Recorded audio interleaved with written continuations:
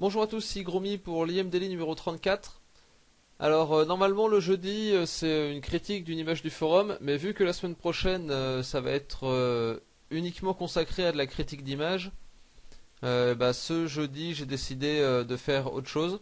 D'ailleurs si vous n'avez pas encore proposé vos images pour le festival des 100, je vous conseille de le faire. Ça peut être des images que vous avez déjà postées sur le forum mais que je n'ai pas encore commentées si vous voulez.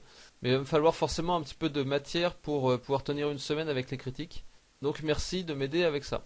Alors donc aujourd'hui on va parler on va faire un petit point théorique sur la question du style. Donc c'est une question que les débutants se posent sur quel style adopter relativement vite en règle générale. Et c'est vraiment une question qui est complètement accessoire quand on est en train d'étudier le dessin. En fait le style c'est quelque chose qui vient après avoir bien appris toutes les bases. Et toutes les bases, c'est-à-dire l'observation de la réalité, le volume, l'anatomie, la composition, la perspective, et la couleur, enfin la lumière en règle générale.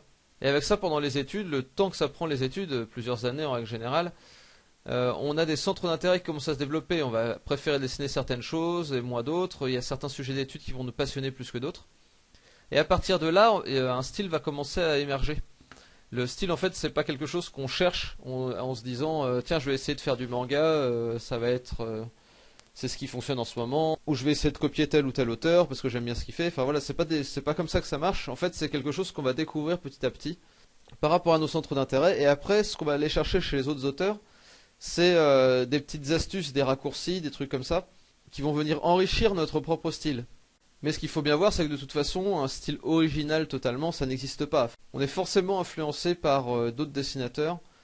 On est influencé par ce qu'on a vu, par ce qu'on a entendu, par ce qu'on a compris du dessin. Enfin, on est influencé par tout un tas de choses.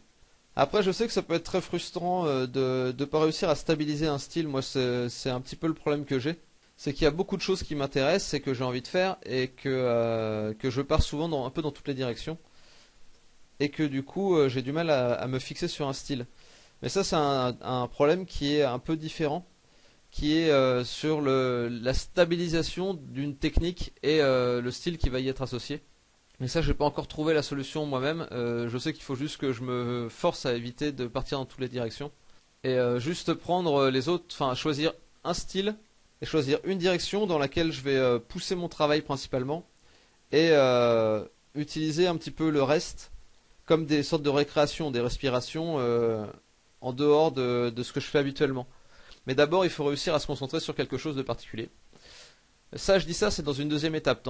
Si vous vous souvenez, dans le daily où j'avais parlé de la progression en dessin, il y a d'abord toute la phase d'étude où on va beaucoup progresser et là, on va pas s'inquiéter du tout du style. Après, au bout d'un moment, suivant ce qu'on veut faire, il va falloir se préoccuper un petit peu de ce sujet-là.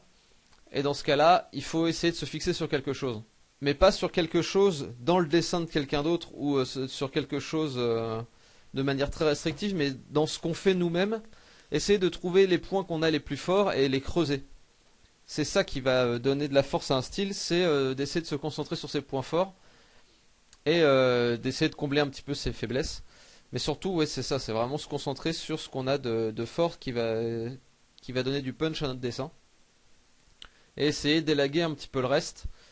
Et pendant un temps au moins, essayer de se concentrer sur ce qu'on a découvert, quoi.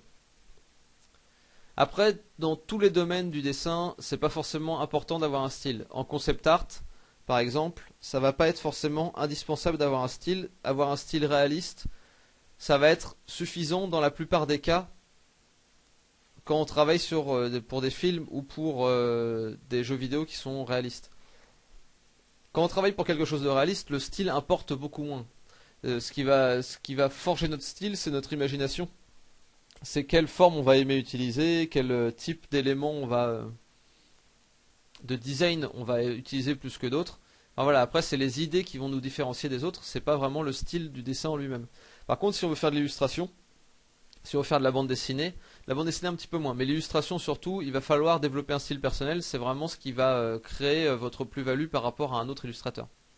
Dans la bande dessinée, suivant le type de bande dessinée qu'on fait, c'est pareil, si on fait de la BD réaliste, le style va être moins important. Et même la plupart du temps, le style va être un peu moins important que ce qu'on raconte.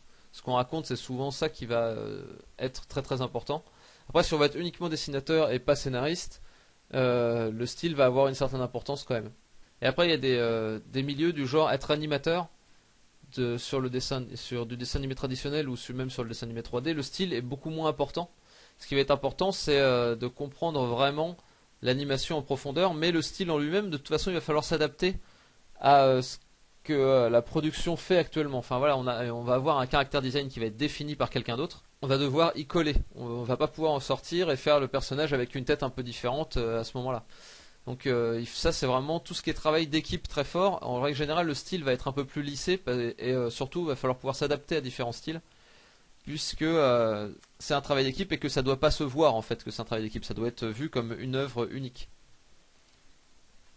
Après par contre pour faire du concept de personnage dans le dessin animé, en règle générale un style ça va être intéressant. Ça va permettre de faire rebondir les autres de l'équipe sur nos idées et d'avoir un bon dialogue en fait dans l'équipe visuellement. Donc voilà, j'espère avoir répondu à la plupart des questions qui ont trait au style. Et j'espère que cette vidéo vous aura été utile. Si vous l'avez aimé, n'oubliez pas de mettre un petit j'aime sur YouTube. Si ça vous a vraiment plu et que cette série de vidéos vous est utile, vous pouvez laisser un pourboire sur Illustration Motivation. De mon côté, je vais vous souhaiter une bonne journée. Je vous dis à demain et dessinez bien. Salut!